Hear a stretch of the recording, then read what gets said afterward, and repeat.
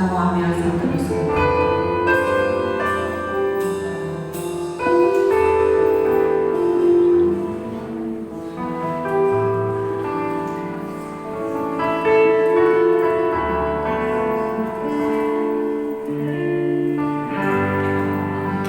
Serta semuanya untuk bangkit berdiri.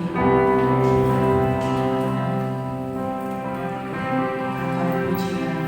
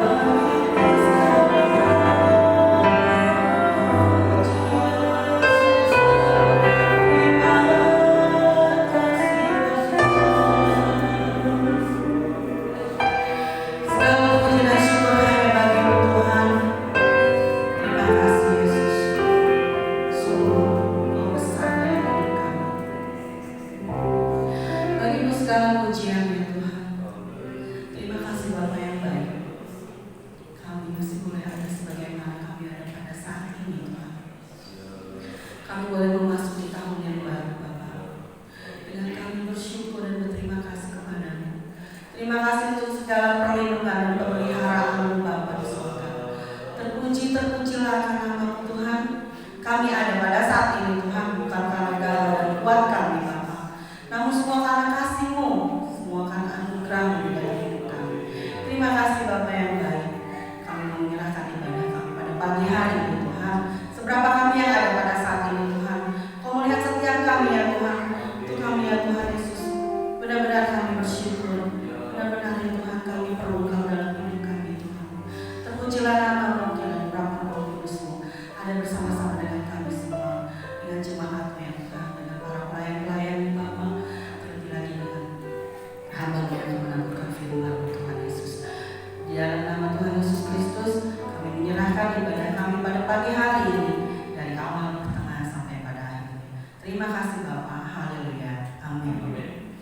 Puji Tuhan.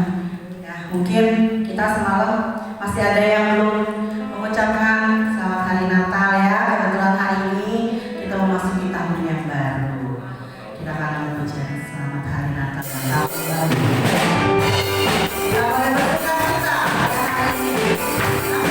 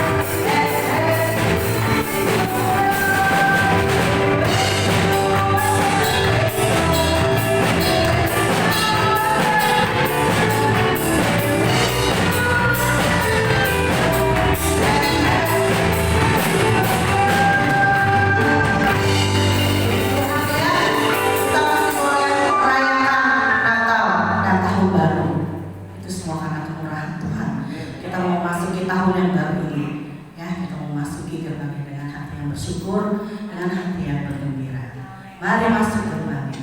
Amin.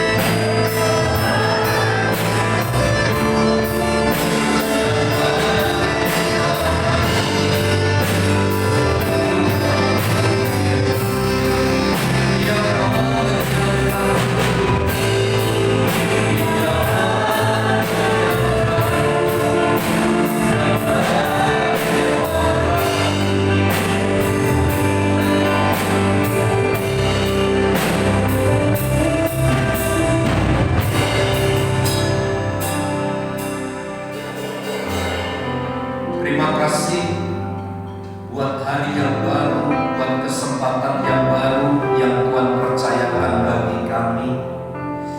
Ada banyak hal yang sudah kami lihat, kami nikmati ketika kami hidup bersama dengan Tuhan.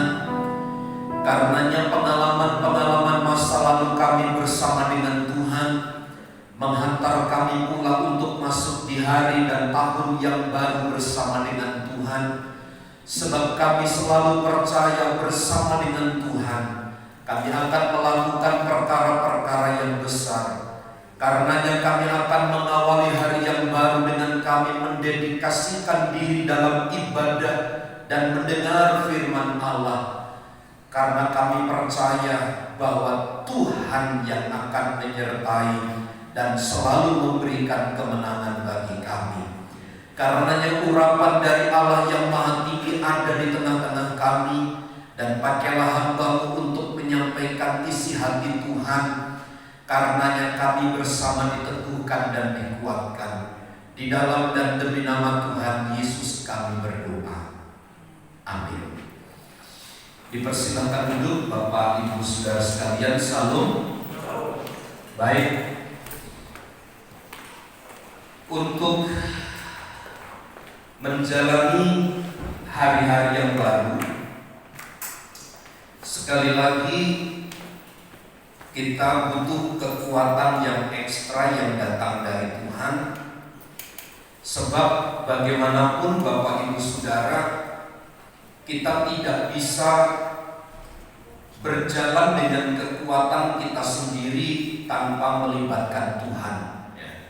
Tanpa melibatkan Tuhan kita tidak bisa berbuat apa-apa. Nah, untuk membekali kita di tahun 2022 ini, ada satu kebenaran yang saya ingin sampaikan kepada kita, dan saya berharap ini dapat menjadi pijakan kita yang kuat untuk kita memperoleh segala sesuatu yang datang dari Tuhan. Efesus pasal yang ke-6, Efesus pasal yang ke-6 ayat yang ke-10 sampai ayat yang ke-12. Efesus pasal 6 ayat 10 sampai ayat 12. Mari kita baca bersama ayat ini bersama-sama dalam hitungan yang ketiga. 2, 3. Akhirnya hendaklah kamu kuat di dalam Tuhan, di dalam kekuatan kuasa-Nya. Kenakanlah seluruh perlengkapan senjata Allah, supaya kamu dapat bertahan melawan tipu muslihat iblis. Karena perjuangan kita bukanlah melawan darah dan daging, tetapi melawan pemerintah-pemerintah, melawan penguasa-penguasa, melawan penghulu-penghulu dunia yang gelap ini, melawan roh-roh jahat di udara. Puji Tuhan.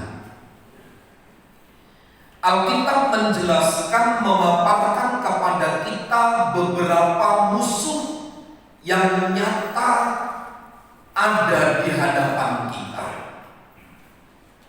Musuh-musuh yang tidak kelihatan ini tidak bisa dihadapi dengan kekuatan jasmania kita, tetapi hanya dapat dikalahkan oleh selengkap senjata dari Allah.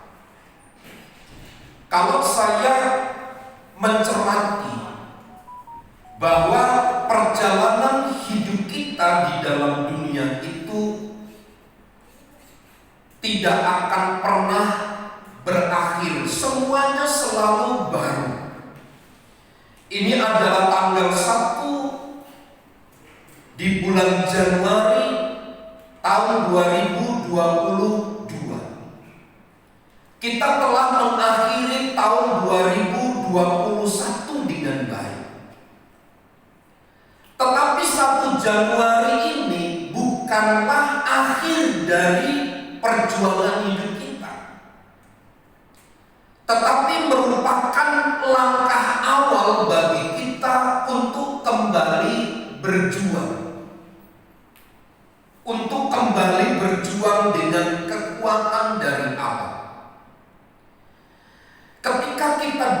di bangku sekolah pada tingkat TK, maka mendapatkan sertifikat kemudian atau surat kelulusan, kita bisa masuk di tingkat sekolah dasar.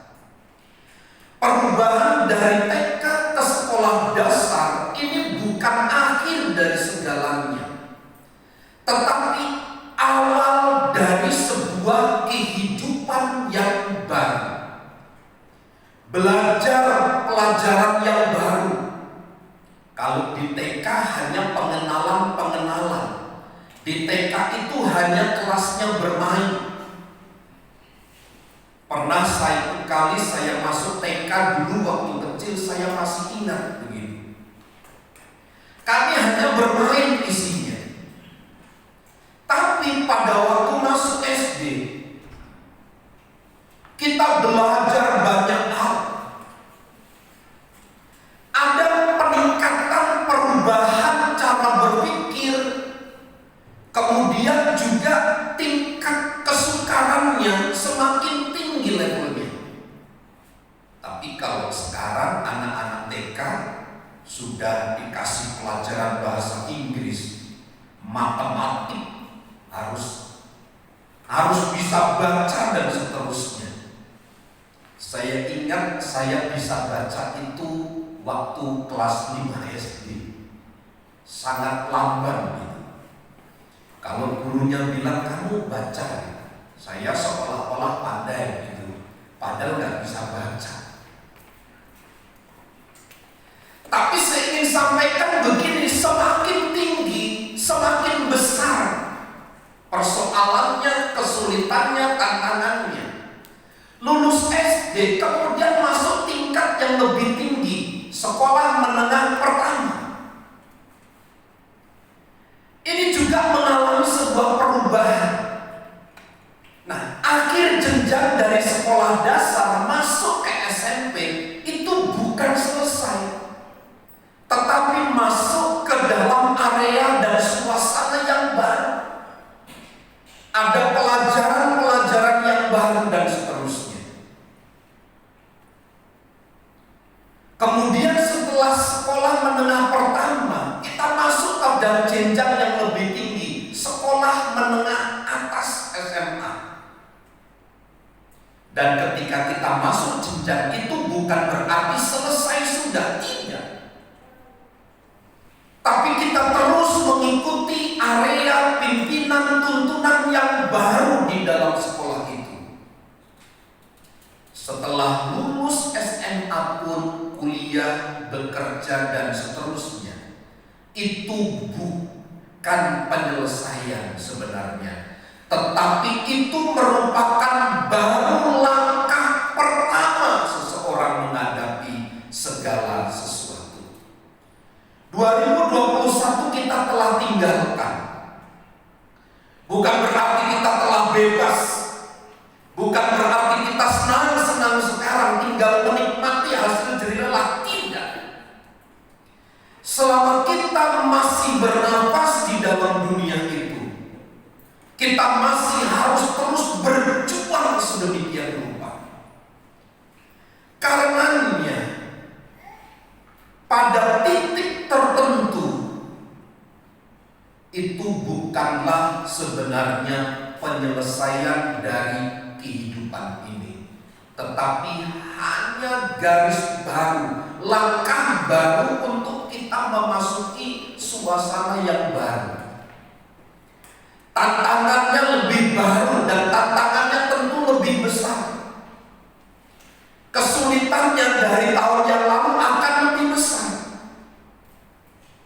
Bagi kami yang sudah usia 40 tahun ke atas, tantangannya juga akan lebih besar. Bagi yang muda, tantangannya juga akan semakin besar bertambah tahun. Nah, dalam menghadapi tantangan demi tantangan inilah, menghadapi peperangan demi peperangan inilah, kita tidak bisa hanya membanggakan apa yang telah kita capai, apa yang telah kita raih di tahun-tahun yang lalu, di waktu-waktu sebelumnya. tidak akan pernah menolong kita. Mungkin bahkan akan memundurkan hidup kita. Karenanya ketika Paulus berbicara kepada orang-orang di Efesus ini, bahwa titik dan saat tertentu, pencapaian-pencapaian tertentu bagi mereka mungkin itu puncak dari karir hidup mereka. Tapi sesungguhnya itu adalah merupakan baru langkah awal.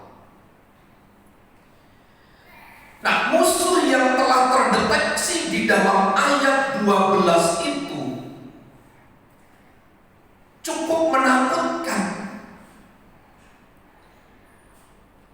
Melawan tipu muslihat iblis. Musuh kita bukan darah dan daging, tetapi pemerintah-pemerintah, penguasa-penguasa, penghulu-penghulu dunia yang gelap ini, melawan roh-roh jahat di udara.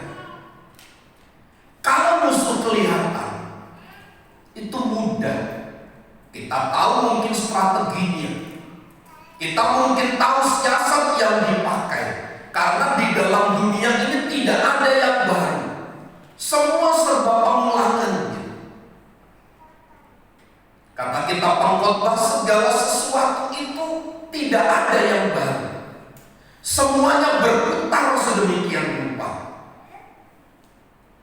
Kalaupun ada yang baru, itu hanya sekedar perluasan cara pandang. Contoh, ketika kita membuat skripsi, membuat laporan akhir dari tempat pendidikan, itu sudah banyak judul-judul. Sampai kalau kita mengajukan judul mungkin ditolak, mengajukan judul ditolak, karena sudah terlalu banyak judul-judul gitu. Nah, tinggal bagaimana kita mengemas, meramu, mengembangkannya, kemudian menjadi sebuah judul yang dipandang baik dan layak untuk diteliti. Itu hanya sebuah pengembangan semata, tetapi itu bukan baru.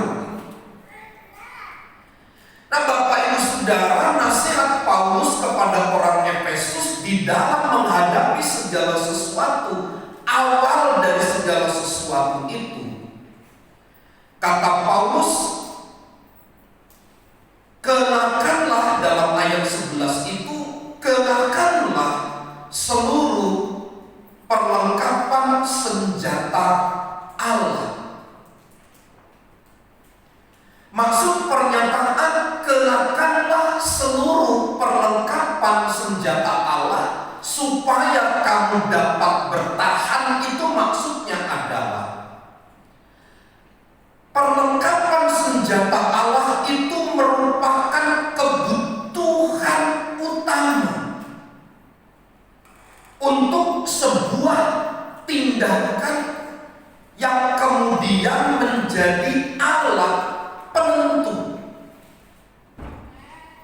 Jadi keberhasilan hidup kita di dalam Kristus sesungguhnya ditentukan ayat 11 ini. Kenakanlah seluruh perlengkapan senjata Allah. Kalau tidak, maka kita akan runtuh secara teratur. Kita akan mundur secara rapi.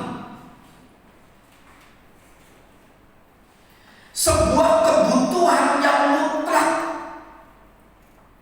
Tindakan ini harus kita lakukan karena merupakan penentu keberhasilan kita. Apa selengkap senjata Allah yang dimaksud oleh Paulus kepada jemaat di Efesus itu? Diterangkan mulai ayat yang ke-15, ke-14 dan seterusnya itu. Baju sirah itu adalah bicara tentang ketulusan, bicara tentang kemurnian hidup Kristen. Kita tidak akan bisa bertarung dengan baik, berjuang dengan baik, kalau hidup kita masih kolaborasi dengan dunia. Kalau hidup kita ini masih berkolaborasi dengan hal-hal yang sifatnya berbau duniawi, tidak bisa. tinggal dan hidup bersosialisasi di dalam dunia. Kata Alkitab, kita harus mengenakan baju sirah kebenaran itu, yang bicara ketulusan, kemurnian, dan seterusnya. Hidup kita harus murni, harus tulus. Kalau kita melayani, mari tulus melayani. Kalau Tuhan percayakan kepada kita, kepada satu kedudukan tertentu, mari kita tulus, mari kita murni, karena itu adalah panggilan kita. Sebab kemurnian ini menjadi penting, ketulusan ini menjadi alat sarana yang penting, selengkap senjata Allah. Tinggal di dalam kebenaran, hidup di dalam ketulusan, kemurnian.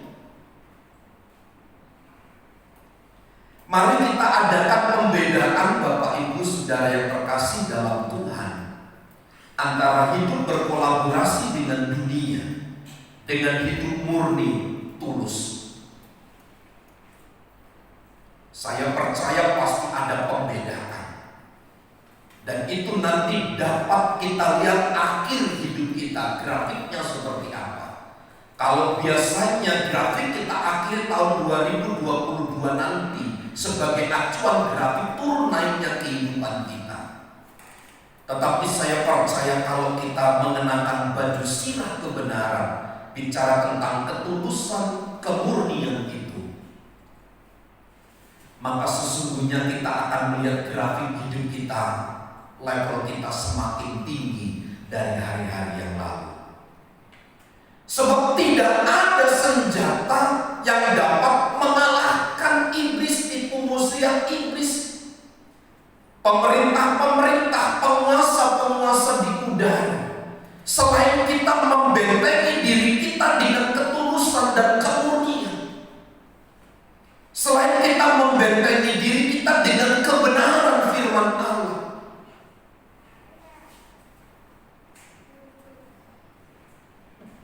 kemarin anak-anak pada cerita, di tengah malam itu ada orang yang buka kulkas katanya.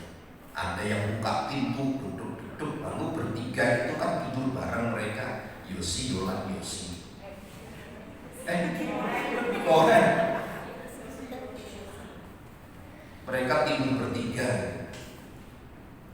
Saya bilang, yang panggil papi lah gitu. Saya lihat siapa. Enggak ada orang. Yason paling tengah malam biasanya juga lapar. Enggak ada, Om Yason enggak datang, enggak pulang. Lalu siapa buka kulkas? Masa iblis setan buka kulkas? Pasti setan kepala hitam kan gitu. Karena itu tidak pernah dikunci kan. Mereka bertiga ketakutan begitu. Ya kalau takut panggil saya, biar saya keluar, biar saya jagain di kulkasnya. Ketakutan. Lalu seringkali ibu gembala bilang begini, kalian setidur gak berdoa. Kalian setidur gak berdoa. Kadang-kadang kita menganggap sepele ya kekuatan doa ya.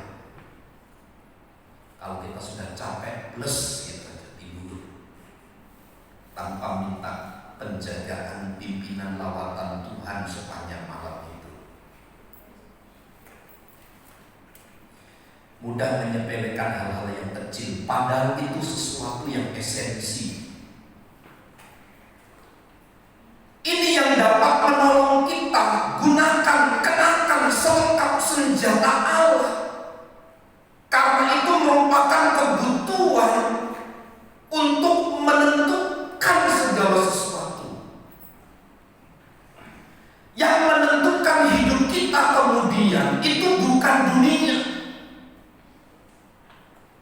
Yang menentukan kehidupan kita di dalam Kristus adalah kebenaran Kristus itu sendiri. Maka jangan marah, jangan benci kepada orang yang menilai hidup kita. kamu jahat, kamu jelek, kamu tidak baik, kamu judes, segala macam. Kalau kita tinggal di dalam ketulusan dan kemurnian, saya percaya Tuhan itu akan membackup hidup kita. Kalau kebenarannya menyelimuti hidup kita, kebenaran itu tidak akan pernah kalah. Siapa yang dapat mengalahkan kebenaran? Tidak ada. Meskipun mungkin untuk sesaat kelihatannya kalah, hanya kelihatan kalah saja. Apakah dia benar kalah? Tidak akan mungkin kalah kebenaran itu. Dan itu telah dibuktikan oleh kematian Tuhan bagi kita. Bagaimana cara mengalahkan pemerintah-pemerintah, penguasa-penguasa, penghulu-penghulu dunia, roh-roh gelap, roh-roh jahat di udara? Kalau tidak dengan cara ini. Lalu di ayat yang ke-15 itu dijelaskan, kakimu berkasutkan kerelaan untuk memberitakan Injil damai sejahtera. Kerelaan memberitakan Injil damai sejahtera. Ini bicara tentang kesiapan.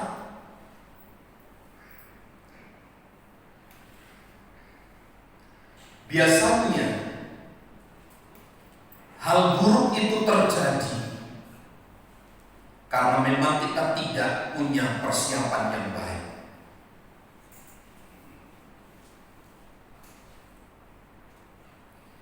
Kalau ada sesuatu yang hilang dari dalam hidup kita, ada sebuah kelalaian.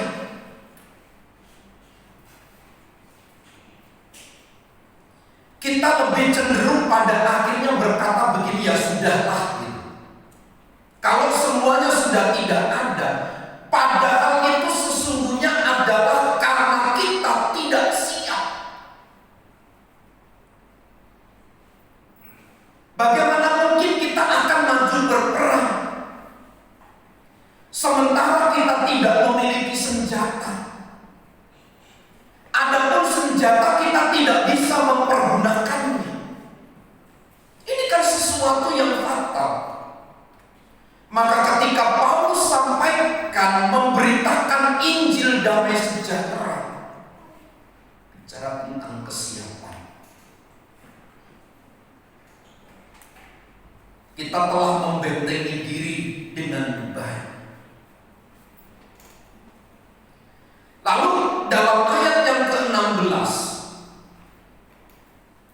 dalam segala keadaan pergunakanlah perisai iman, sebab dengan perisai itu kamu akan dapat memadamkan semua panah api dari si jahat. Selengkap senjata Allah selanjutnya itu adalah iman. Itu sebagai perlindungan bagi kita.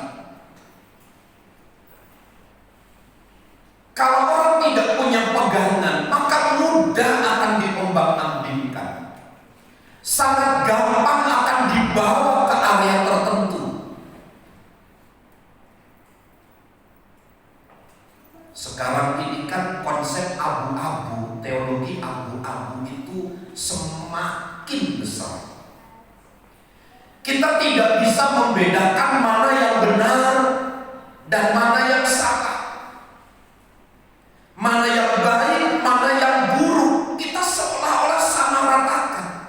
Sebab kalau kita tidak menyamaratakan itu, kita akan ketinggalan.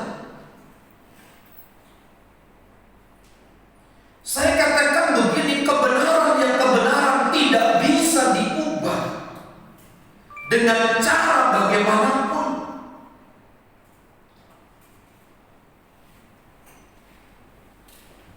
Nah, karenanya Bapak Ibu Saudara, penting bagi kita untuk memiliki iman sebagai benteng pertahanan kita.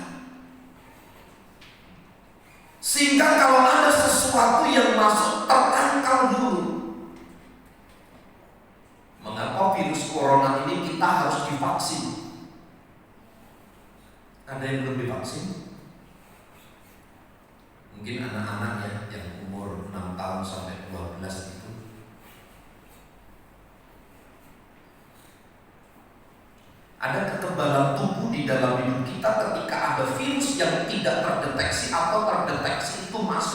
dia akan menyerang, dia akan melawan. Nah, kalau saya umpamakan vaksin itu sebagai iman, ketika ada virus masuk ke dalam tubuh, dialah yang akan membentengi kita. Dialah yang akan mengadakan perlawanan, dia yang akan menyerang kita. Kalau tidak, kita akan mudah hancur. Senjata-senjata inilah yang harus kita kenakan, kata Paulus. Kalau tidak, bagaimana caranya mengalahkan musuh-musuh yang tidak kelihatan ini? Pemerintah-pemerintah, penguasa-penguasa, penghulu dunia, iblis, roh jahat. Satu-satunya cara kita harus mempergunakan selengkap senjata Allah ini. Nah, ini harus menjadi perenungan bagi kita bersama. Karena selengkap senjata Allah itu merupakan penentu kemudian hari. Tentu Bapak Ibu Saudara, kenapa kita harus memakai selengkap senjata Allah itu? Di dalam ayat yang ke-13 ada tujuannya. Sebab itu ambillah seluruh pelengkap senjata Allah supaya kamu dapat mengadakan perlawanan pada hari yang jahat itu dan tetap berdiri sesudah kamu menyelesaikan segala sesuatu. Tujuannya kita mengenakan selengkap senjata Allah adalah supaya kita dapat berdiri sampai akhir di dalam peperangan rohani itu.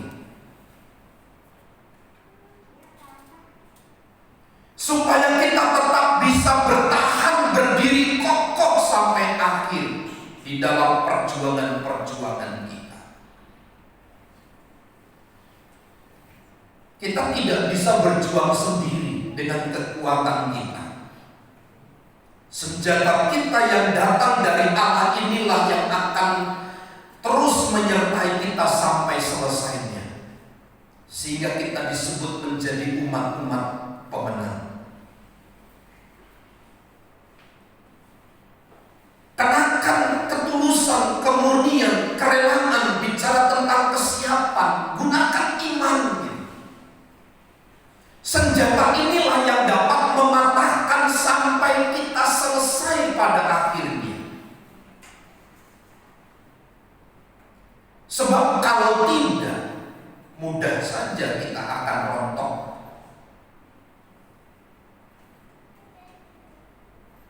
Mudah saja akan hancur hidup kita, berantakan. Tujuannya apa? Agar kita tetap dapat berdiri sampai akhir hidup kita ini.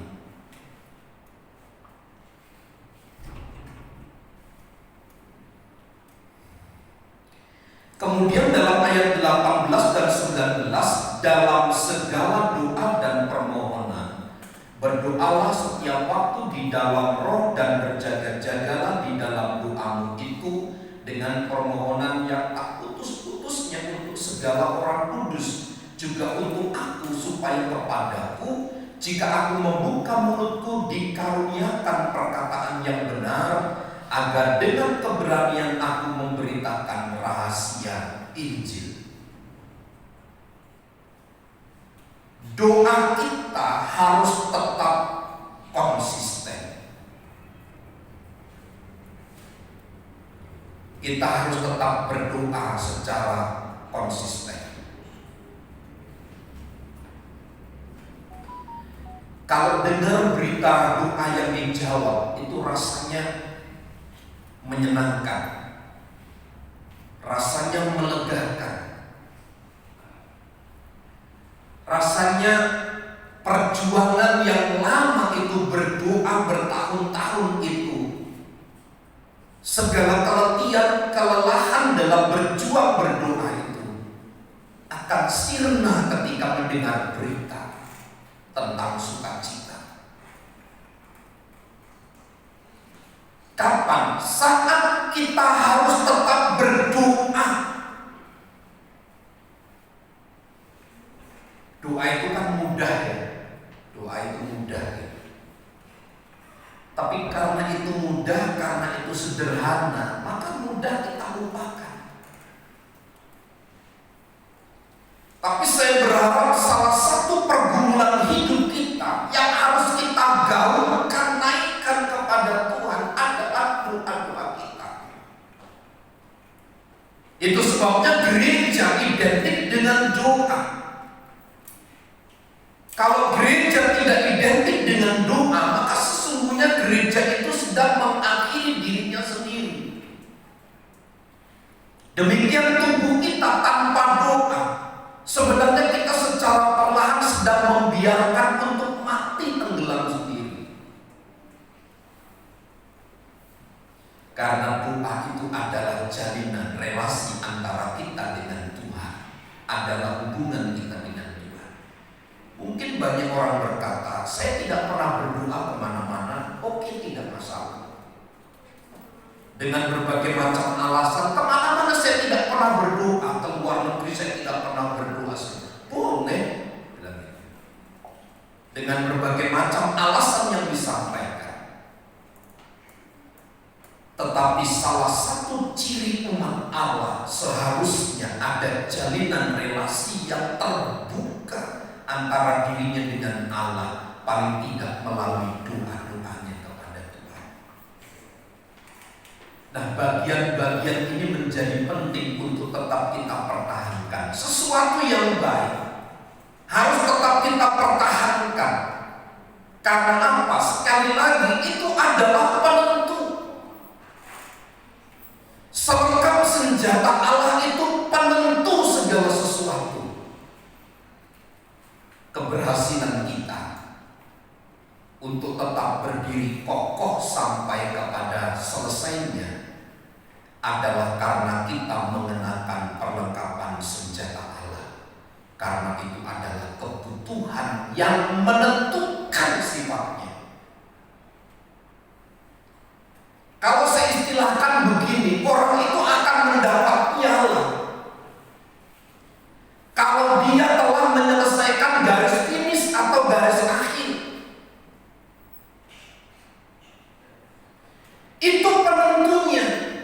Kalau orang tidak bisa melewati garis finish, dia hanya bermimpi saja untuk mendapatkan hadiah.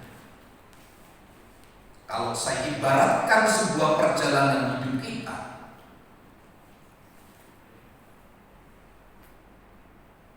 menentukan sampai akhir ketika kita mempergunakan selengkap senjata Allah. Karena itu yang menentukan hidup kita kemudian. Karenanya Bapak Ibu Saudara, ini kebutuhan kita. Kebutuhan rohani kita yang harus kita isi di dalam hidup kita. Tidak bisa yang lain. Kita tidak bisa hanya sekedar mengkonsumsi makanan-makanan lahiriah.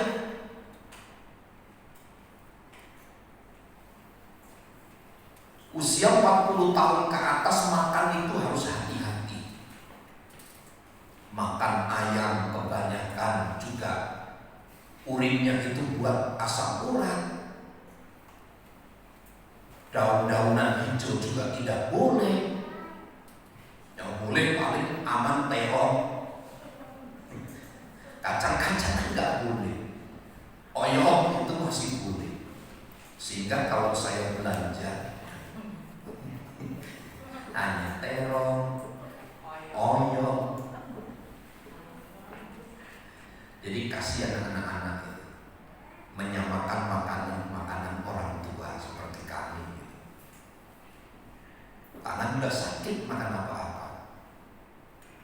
Kalau lihat ayam itu beberapa potong kan mubazir dibiarkan makan kebanyakan, salah. Gak dimakan bagaimana sayang.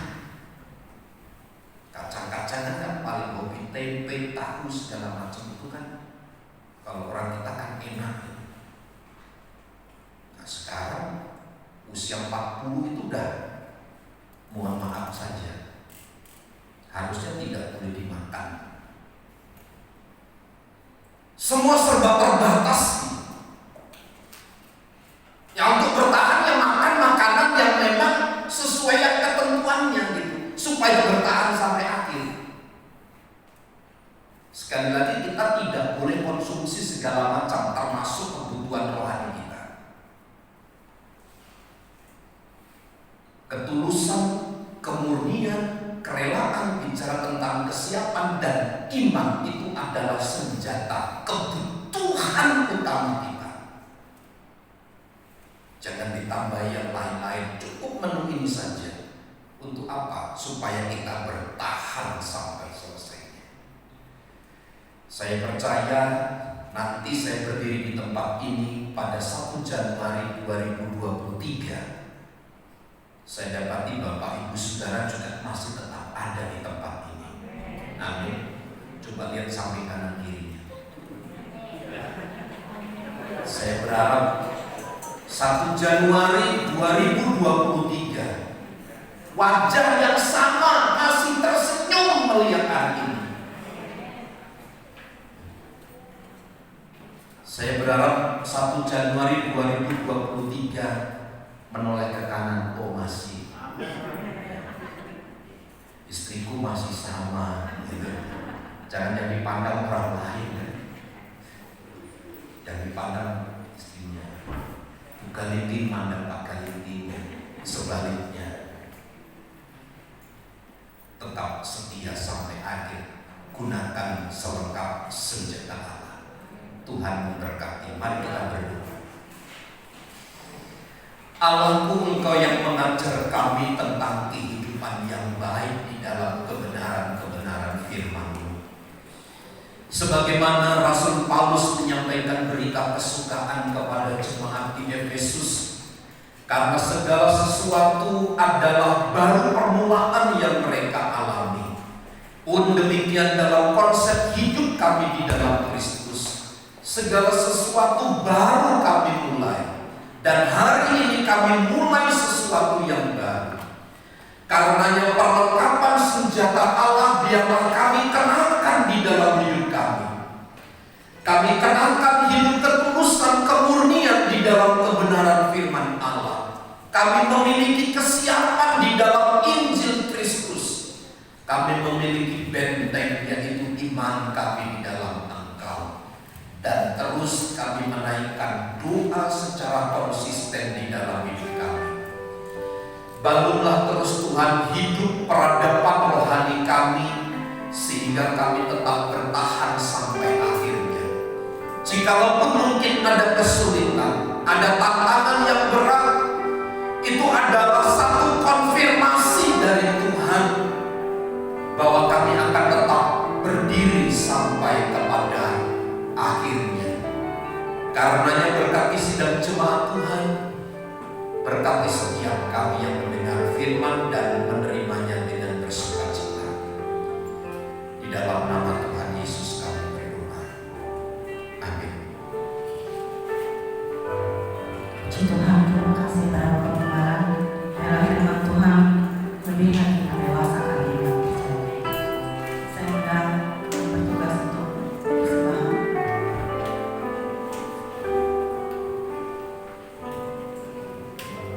Setelah persembahan, saya undang Pak Sutri ya untuk naik ke atas untuk persembahkan pujian. Kita bersatu di dalam doa. Segala puji dan syukur hanya bagi-Mu Bapa. Terima kasih Tuhan, kalau ibadah kami telah sampai pada pertengahan ini Tuhan. Kami mau belajar memberikan yang terbaik untuk pekerjaan di tempat ini. Kami percaya Tuhan, Tuhan sudah memberkati kami semua. Jadi kami jalani persembahan ini dan boleh menjadi upaya kami di hadapan-Mu. Dan hanya di dalam nama Tuhan Yesus Kristus kami berdoa. Haleluya. Amin. Apa yang tak berhadiah mana?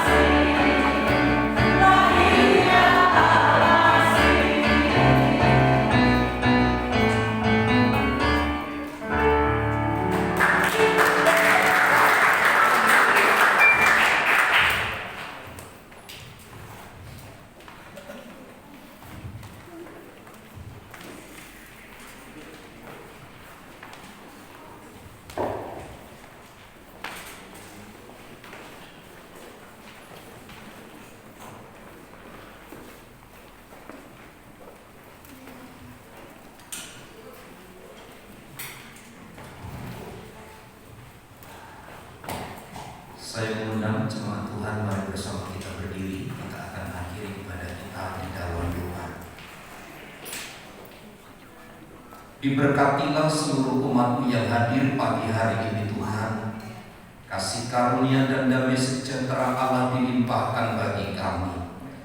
Ketika kami mengutamakan Tuhan lebih dari segalanya, maka sedang Tuhan bekerja bagi kami, mengatur, melawat, dan memimpin kami. Diberkati segala usaha pekerjaan kami. Diberkati kami sebagai suami, sebagai istri, sebagai anak. Tuhan, Engkau yang tahu seluruh keperluan dan kebutuhan kami. Engkau yang mencukupkan. Kehadiran kami di tempat ini adalah mengkonfirmasi betapa kami lemah, betapa kami tidak memiliki kekuatan untuk menjalani hari-hari ke depan.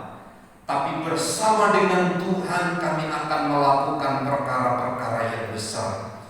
Diberkati jemaat Tuhan yang sedang berlibur, Engkau tuntun, lawat, dan berkati mereka.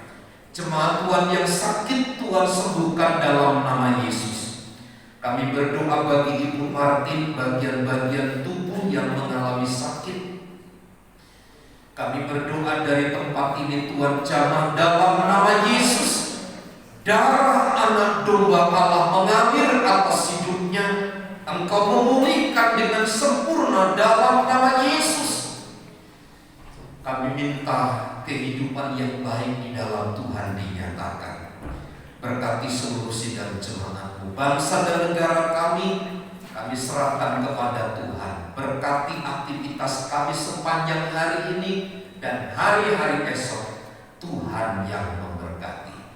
Di dalam nama Tuhan Yesus kami berdoa. Mari saudaraku, angkat tanganmu dan terimalah berkat Tuhan. Tuhan memberkati dan melindungi engkau. Tuhan menyinari engkau dengan wajah-Nya dan memberi engkau kasih karunia. Tuhan menghadapkan wajah-Nya kepadamu dan memberi engkau damai sejahtera. Kiranya kasih karunia Tuhan Yesus Kristus dan kasih Allah serta persekutuan Roh Kudus menyertai kita sekalian saat ini dan sampai selama-lamanya. Kami terima berkat Tuhan di dalam nama Tuhan Yesus Kristus. Kita semua yang diberkati dan percaya bersama katakan amin. Bapa, terima